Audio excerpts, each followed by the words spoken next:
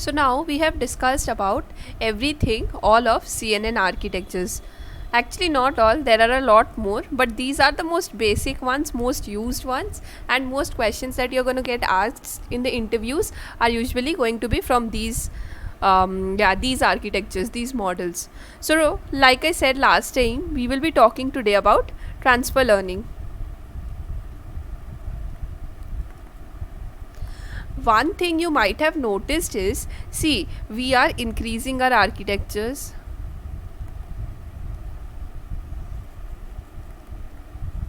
adding more layers, going deeper and going wider, in fact. So the number of training parameters are going to increase. We talked about one thing. See, what we talked about is when this increases, we have all these problems of overfitting, gradient explosion,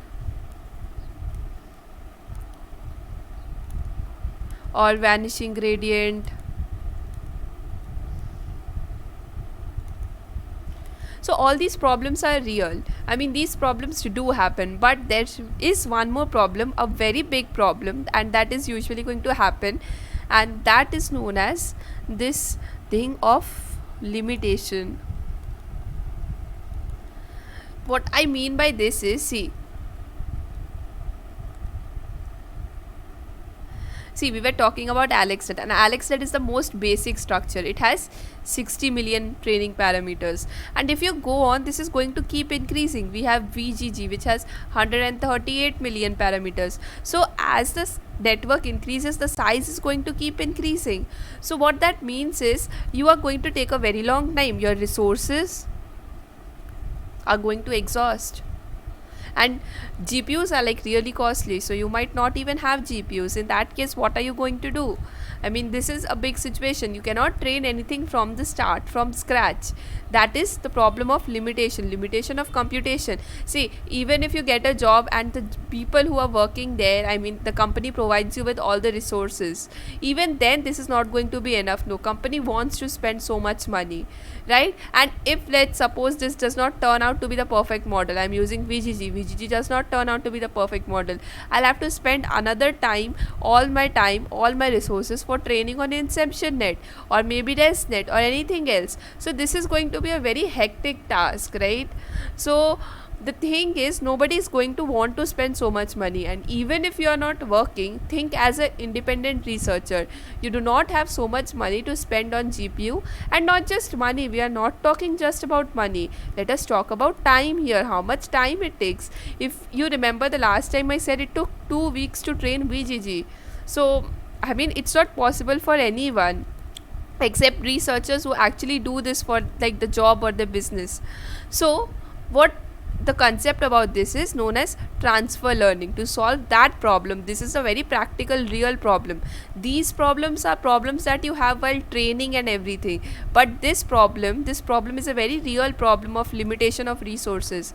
So you have this concept of transfer learning. What transfer learning basically means is, see, you have, look here, you have a particular generic data set, like it says. So our generic data set is like ImageNet, and you have a network here. The network has been trained for the generic task of classification of 1000 labels. So this is good. You know how this is done. The network has been trained. So what happens is, these researchers, they open source their model. So I have the whole model, I know the AlexNet model, but I cannot sit and train from the very start. I cannot go there and start the whole thing again for 1000 labels going to 60 million parameters. That is not going to happen. So along with the layers, what they also open source is the weights and the biases. So what you can do is, you can use these weights and biases, and for your data set you can just transfer the learning that you have here. So what that means is, see, let's suppose you have a CNN, and this part, these are all different parts of the CNN, 1 layer, 2 layer, 3 layer, and so on. These are different layers of the CNN, right? You have the input going in and then you have the output. This is a very generic data set. So let's suppose you have the ImageNet for 1000 labels. Now my task is, for my company, what is required is, let's say you are working for a pet shop or something, and your task is basically, given an image of a dog, you have to identify which category the dog is. I mean, is it a Labrador or golden retriever or whatever type of dogs there is. Okay, so you have to give that. Now you cannot use this ImageNet for that. Your data set is going to be very different, but you cannot start your whole AlexNet from the starting and use the whole thing. The point of this is, if you start the whole thing, you are going to have to train 60 million parameters. Now suppose after this, in the pet shop they say, okay, now we have done for dogs, I need something as the same for cats. Now you cannot again start the whole thing with 60 million. That is not feasible. So in that case, what they do is transfer learning. What transfer learning basically means is, in the initial few layers of the CNN, you keep the weights as constant that were used in ImageNet, and in the final layers, these things you train. Final layers you train, initial layers you keep the same weights that was there for the ImageNet. Because think about this, the initial features of a model are basically, if you think about it, they are edges, corners, or whatever. These are the very basic features that are found out initially. The scientists have actually studied what outputs you get from the initial layers. Despite the data set, what they saw is that the initial layers, they all have very generic outputs. So even though your data set is for like 1000 labels and anything, and here you have dogs to classify, and let's say you have 100 categories of dogs, so even though the output and everything is very different, even then this earlier features, they are very generic. So despite the data set here, it will give the same output whatever be the weights. So it will identify the edges, it will identify the corners, it will identify everything that is required. Be a cat or a dog, you always need to, if there is a picture, you always can find out the edges and corners. That is not going to change. Hence what they do is, you have the initial weights of the generic network that was trained on ImageNet, for example. So what you do is, you keep a part of that ImageNet trained model. Okay, some pre-trained weights you add to it and you keep that part, because all these features that will be identified from these convolution layers are going to be very generic, and despite the data set, they are always going to give the same result. But for the next part, what you do is, let's say in the AlexNet, the last 2 fully connected layers, okay, and 1 convolution layer, I remove these layers from the pre-trained network of AlexNet, and others I keep the same. So others, the weights are given already that have been trained, and I keep the weights as same. In the last convolution layer and the last 2 fully connected layers, these 3 things I will train.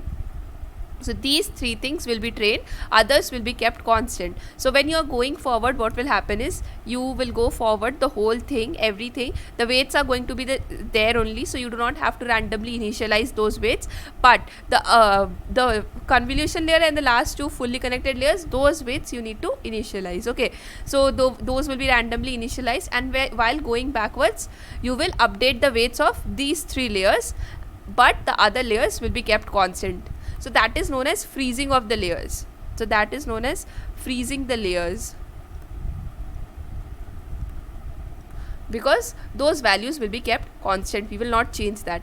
This thing where this whole model has been trained for a particular task, but we are using this model to train for some other task and keeping some models, some networks, or some weights constant, that is known as transfer learning.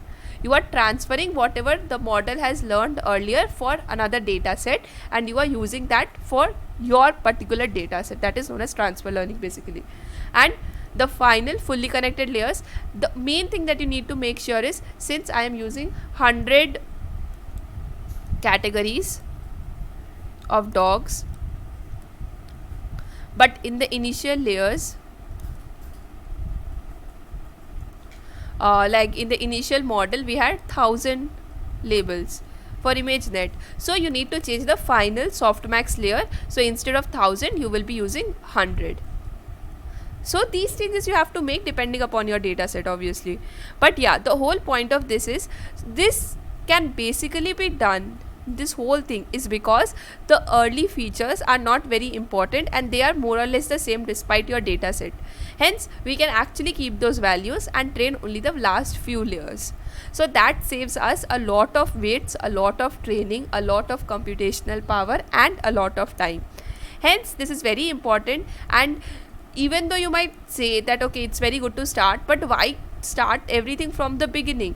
I mean, there is someone who has already trained, who has spent his resources and done the whole thing. So why use that? Why not use that for our advantage? Hence we have this concept of transfer learning, and this is used a lot. Believe me, in computer vision most tasks are through a transfer learning. It is rarely that we use something else, and especially when you have classification tasks, it is always transfer learning, always. I mean, there is rarely, maybe sometimes what would happen is, instead of like these three layers, you might add 4 or 5 layers to training, but even then you have the first 2-3 layers that are pre-trained. So that is the whole concept about transfer learning, and it is a very optimizable good concept, because you don't have to spend so much time, so much resources, so much of your money and everything to do this whole part. That is the interesting part of it, and that is why this is used a lot. That is the whole concept about transfer learning. Okay, so now that we have completed everything about it, I would suggest you to go and CS 231N. This course is about computer vision, and they have a very good blog on this, and I would really suggest to go and read this out, because I mean, it is a very big blog honestly, but it is a very good one, and this course is by Stanford, so do check that out. uh, Other than that, thank you, that's it, and keep learning.